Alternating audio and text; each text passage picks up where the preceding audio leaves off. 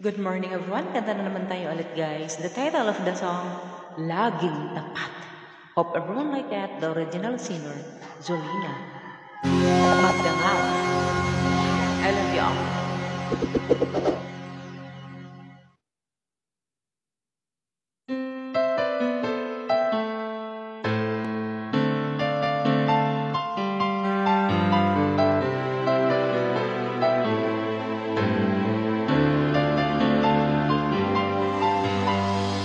Tunay ba ako lang ang lagi mong iibigin?